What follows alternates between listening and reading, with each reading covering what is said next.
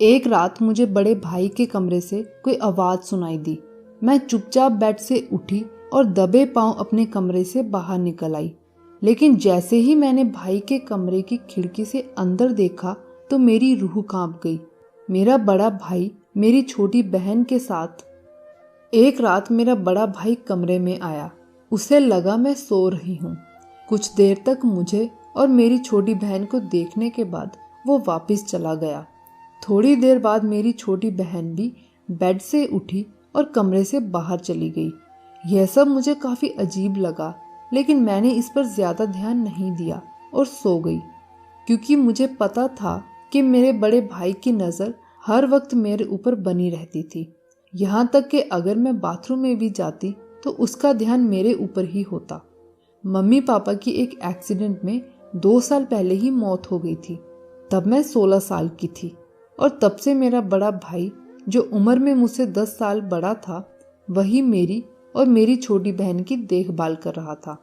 उसका नाम रघु था और वो हमारे शहर के ही एक प्राइवेट बैंक में मैनेजर था। वो मुझसे तो ज़्यादा बात नहीं करता था, लेकिन मेरी छोटी बहन पल्लवी, जो अब 15 साल की थी, उससे उसकी खूब बनती थी। एक रात मेरी आंख खुली तो मैंने देखा मेरी छोटी बहन बेड पर नहीं है। तभी मुझे बड़े भाई के कमरे से कोई आवाज़ सुनाई दी। मैं चुपचाप बेड से उठी और दबे पांव अपने कमरे से बाहर निकल आई। लेकिन जैसे ही मैंने भाई के कमरे की खिड़की से अंदर देखा तो मेरी रूह कांप गई। मेरा बड़ा भाई मेरी छोटी बहन के साथ सो रहा था। मुझे किसी भी हाल में जानना था कि मेरे बड़े भाई और छोटी बहन के बीच यह सब क्या चल रहा है। इसलिए अगले ही दिन मैंने अपनी छोटी बहन से पूछा, तुम रात में बड़े भाई के कमरे में क्यों सोई थी? उसने मेरी बात का कोई जवाब नहीं दिया और चुपचाप वहां से चली गई। लेकिन मेरे मन में बहुत सारे सवाल घूम रहे थे। ऐसे ही कुछ दिन गुजर गए। एक दिन मैं स्कूल से थोड़ा जल्दी घर वापस आ गई, क्योंकि मेरी तबीयत ठीक नहीं थी।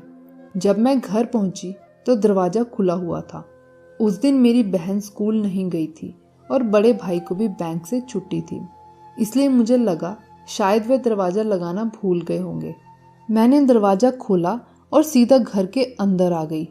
अंदर आकर मैंने अपनी छोटी बहन को आवाज़ लगाई, लेकिन कोई जवाब नहीं आया। मैं अपने कमरे में गई तो पल्लवी वहाँ भी नहीं थी। मैंने अपना बैग अपने कमरे में रखा और अपने भाई के कमरे में गई। लेकिन जैसे ही मैंने भाई के कमरे का दरवाज़ा खोला तो मेरे होश उड़ गए।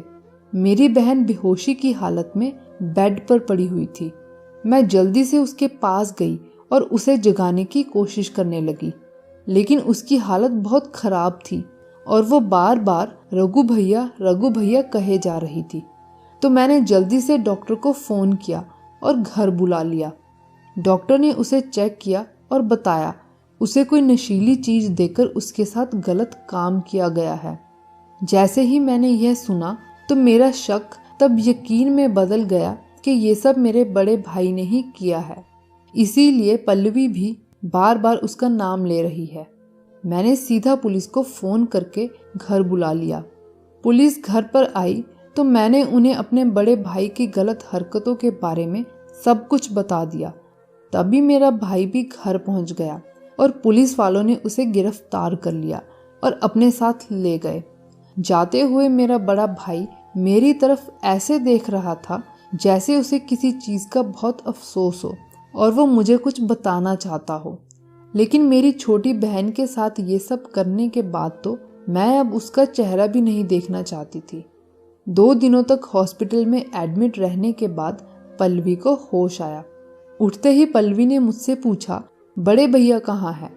उसके मुंह से बड़े भाई के बारे में सुनते ही मुझे बहुत गुस्सा आ गया और मैंने उसे लताड़ते हुए कहा, तुम्हारे साथ इतना गलत करने के बाद भी सबसे पहले तुम उसी के बारे में पूछ रही हो जिसने तुम्हारी जिंदगी बर्बाद कर दी।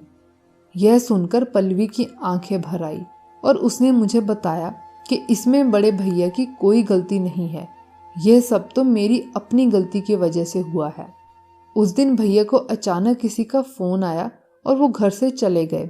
तब मैं घर पर अकेले बैठे बैठे बोर हो रही थी तो मैं अपनी एक सहेली के घर चली गई।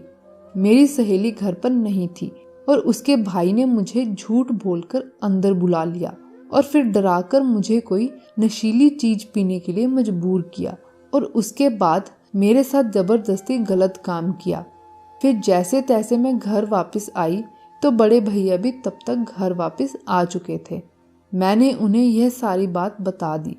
तब भैया गुस्से में सीधा मेरी सहेली के घर चले गए, जिसके बाद मैं बेहोश हो गई और उसने मुझे ये भी बताया कि दीदी आपको हिस्टीरिया नाम की एक बीमारी है जिसमें कई बार आप रात के वक्त अपना होश खो बैठते हो। इसलिए ही भैया हर वक्त आपके ऊपर नजर रखते थे और इसी डर से कि कहीं आप मुझे कोई नुकसान न पहुंचाएं, बड़े भैया मुझे अपने कमरे में अपने साथ सुला लेते थे। लेकिन बड़े भैया ने मुझसे वादा लिया था कि मैं कभी भी आपकी बीमारी के बारे में आपको ना बताऊं, क्योंकि डॉक्टर ने इसके बारे में आपको बताने से साफ साफ मना किया था। और बड़े भैया ये भी नहीं चाहते थे कि आप सच जानकर हर वक्त दुखी रहें।